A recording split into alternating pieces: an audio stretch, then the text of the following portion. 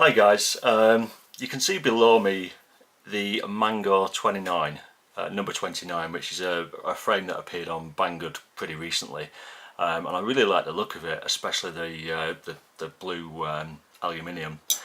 I've just received the frame today on my return from my holidays, and I've just been sort of scratching my head trying to put it together, and it is a bit of a head scratcher. I mean, let's start with the good points first. The carbon is pretty nicely cut. There's a little bit of carbon dust on it, but nothing particularly bad. And the thing that I actually love is this gloss finish on the carbon, which is pretty rare these days.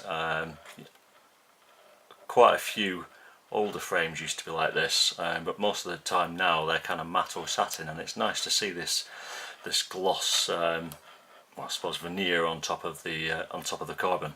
The carbon is 4mm, and it does have a little bit of flex, but nothing drastic, so it does feel like a decent chunk of carbon. And when you put this together, there's a fair bit of engineering that goes on here. These slot into the side plates and then get bolted through the bottom. There's a fair bit of engineering, and the whole thing feels pretty sturdy. It gets strange from here on inwards, and I'm not actually sure whether I've built this correctly. I just can't figure out what they were thinking. If you look at this particular frame, you can see that the flight controller stack sits really far back in the frame, which is fine. I guess the thinking is it balances off the weight of the camera, etc., and just evens out the weight distribution.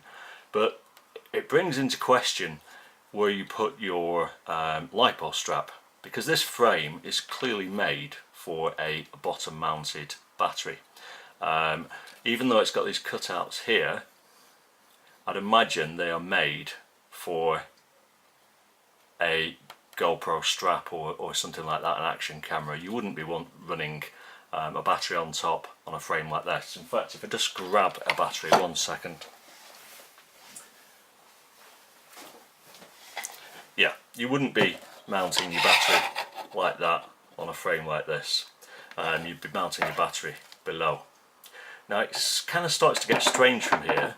On the bottom of here, if I take this off, you've got this weird plate. I can't quite figure it out. What its purpose is, I believe, is basically a LiPo strap holder. But it's weird. I don't really understand the logic of it. If you can see, well, I'm just unscrewing these bolts. It's got lots of holes to run the bolts through, which in principle seems absolutely fine. But just look at the placement of these two. In fact, these four. That is essentially your flight controller stack. However, if you put this bottom plate on with the bolts here and here, you would end up with your LiPo strap. Let me just get this off. You would end up with your LiPo, sorry, not the camera. You would end up with your LiPo strap, if I see it.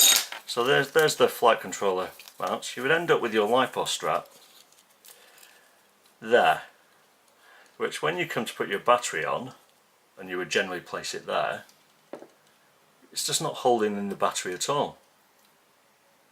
So when you come back to this, there seems to be two ways of building this. I've been messing around. The way it seems to show it in the diagram, and there's no instructions, is you would use these really long bolts and run them through, wrong way around, run them through the bottom plate all the way up, and use these little spaces they give you to mount your flight controller on and PDB. But if you do that, as I said, you're stuck with your LiPo strap doing absolutely naff all at the bottom of the quad.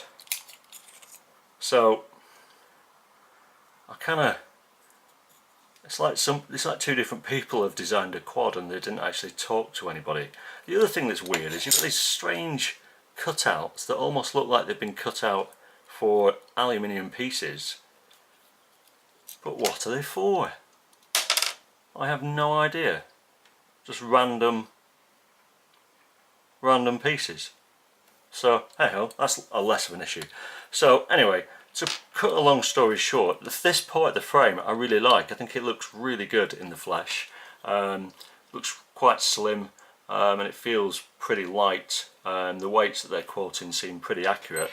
It fits the camera. This is a HS1177 with the 90-degree lens on it, so on a bigger lens it would stick out more, but it does really protect your camera, and the whole thing just looks lovely. But I'm just puzzled as to what purpose this silly bit of carbon actually has. So, and the other thing is, you've got countersunk holes here which perfectly fit these bolts, which I was just using a minute ago, and allow you to mount your flight controller. So if we've got countersunk holes here, again, what the hell is this for?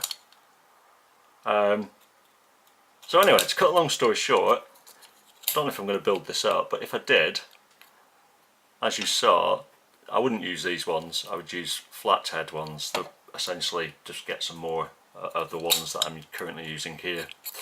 I would essentially just screw the bottom plate in like so. If you can see, ignore the holes in the middle and just thread your lipo strap through this silly plate, if I can get it through this silly plate,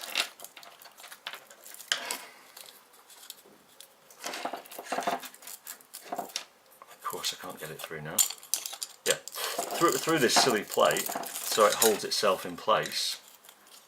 Pop this back on again, screw it back in,